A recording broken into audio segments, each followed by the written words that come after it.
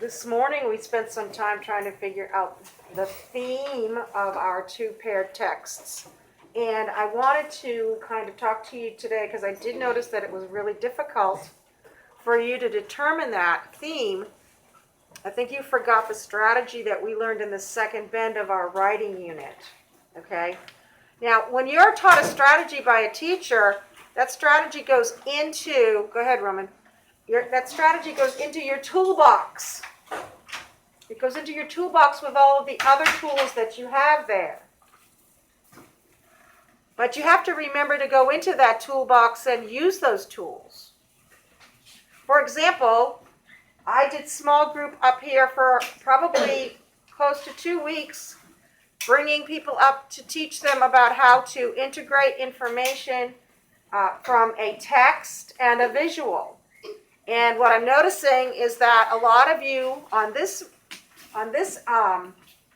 last test forgot all about how to do that because you weren't successful on the question that asked you about the visual images. So we want to make sure that we remember that we have strategies that we can use and that we need to use them. So today, before we start reading the read aloud, I want us to start thinking about the theme of our book that we're reading. Okay, remember that theme is developed through the characters or character interaction, through the problem or the resolution of the problem, the conflict, a lesson that one of the characters may have learned. All right, all of those things are ways that authors develop a theme, those story elements. So the strategy I taught you a couple of weeks ago asks you to first think about a life issue that appears in the story.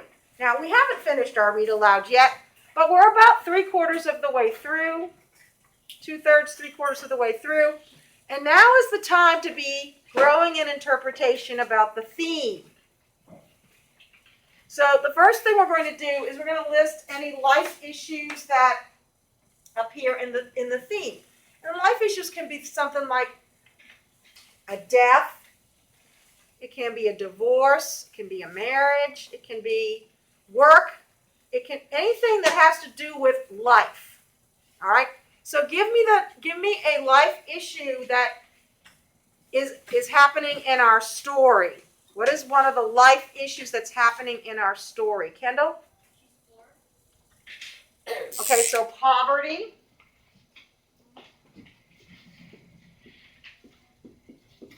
All right, give me another one. It's happening in the story. Direxie? Like being an immigrant. Okay, so immigration.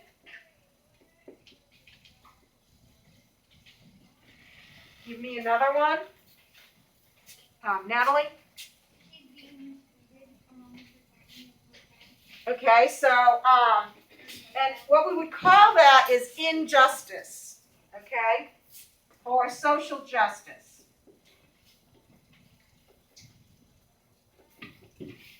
That's that being treated poorly, all right? Another one, does anybody have any more? Galila? Grades. Say it again. Grades.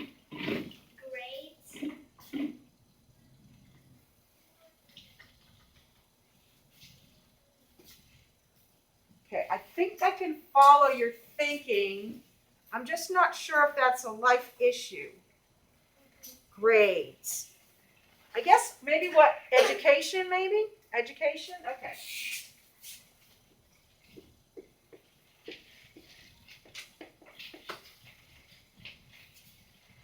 Another one, Joseph? Spelling. Pardon? Spelling. Well, not spelling. That would still be part of education. Agency?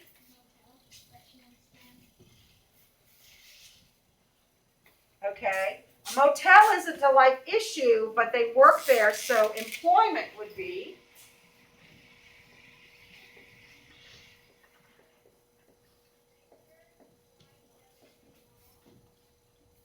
Aliana? Completing a set goal. Say it again. Louder, please. Completing a set goal.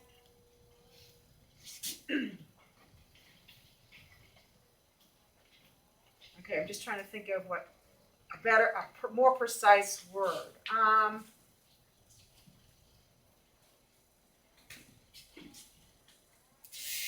guess we could put down goals for achievement.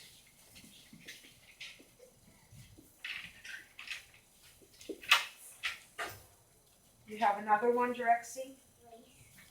Race. And in our case, when they're talking about race, they're talking about prejudice.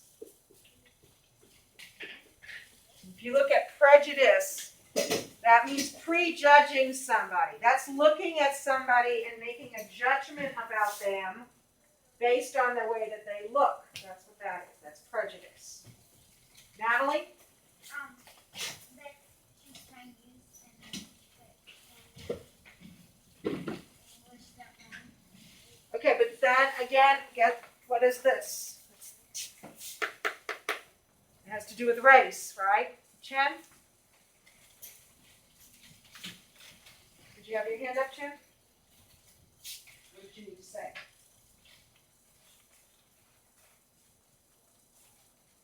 Did you change your mind? Say it again.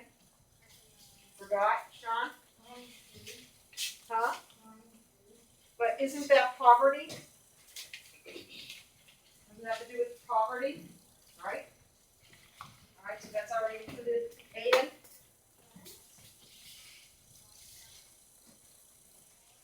Okay.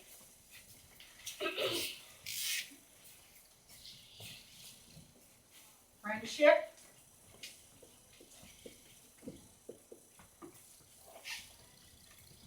Joseph? Say it again. Okay, I think that's more like part of the friendship. Feelings is not really necessarily what they consider a life issue. All right, so let's stop. Who can remember what the next step is once we get all of these things written down? Who can think of what the next step is? Who can remember that lesson? Emma?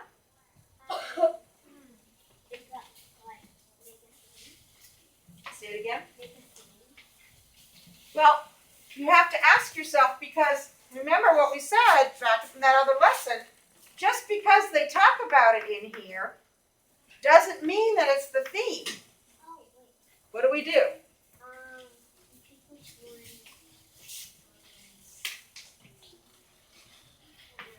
I love how Emma is writing all of these things down in her sketch notebook that goes with her read aloud. If you haven't done that yet, go ahead and do that. What's the second step? Yes, Octavian. Choose one and write about it. No. No. Rexy? Evidence. No. We have to ask ourselves a question. Who remembers the question? Aliana?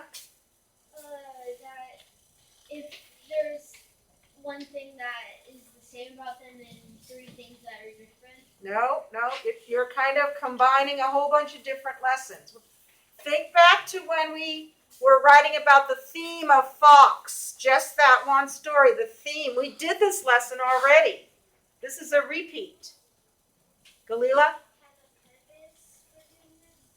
No, we ask ourselves a question. Immigration appears in our story. It is a life issue. Aiden, see, what's the question we have to ask? Wow.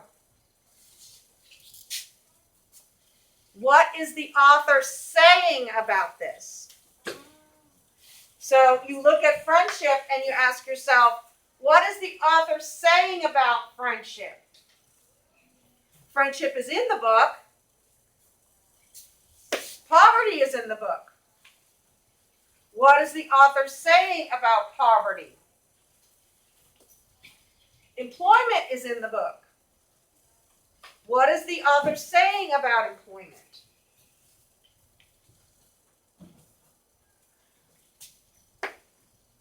Race and prejudice is in the book. What is the author saying about it? We have education going on. What is the author saying about education? Now, like we discussed before when we first did this lesson, your answer might be, yeah, it's in the book, but the author's really not giving us a message. The author is not giving us an idea or a message. Sit up, please, Roman. Is that the only way you can see? Okay. Is the author saying something about this? And even though it appears in the book, it's a life issue, all right, that might not be the purpose of the author writing the book. That might not be the message that they want to give you. They might not even be giving you a message about employment. They might not even be giving you a message about race. So you have to take each of the life issues that you write down, and you have to ask yourself, what is the author saying about this issue? All right, and then the final step in that would be, like most of you said, to decide what that is and write a theme. And as we're working through our front desk book and our read aloud, I want you to consider a sentence frame. Sometimes in life,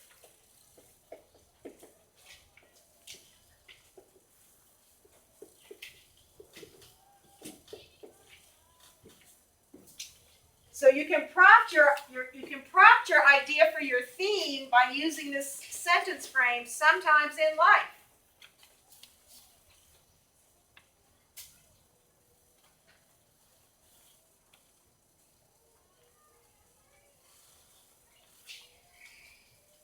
Okay, so as we continue to read, if you hear any other life issues that are mentioned in the book, although I'm pretty sure we've covered a lot of them.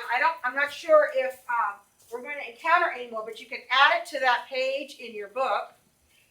You can start thinking and growing an interpretation about the theme or about what the author is saying about any one of these issues. And you can begin to craft some themes. And remember, guys, we always hold our ideas very loosely. We don't just grab onto it and not change it. When we're reading a book, as we get more information, our idea for the theme may change. Our work might need to be revised. So we want to keep that in mind, that we always need to be ready to edit our thinking, revise our thinking, change it, make it better, make it more precise. Did you have a question, Aiden, or are you just stretching?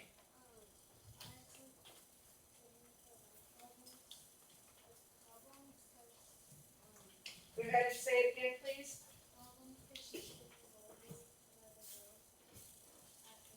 Okay, I think that what you're saying is already included up here. All right, so go ahead and we're going to go ahead and do our reading for today.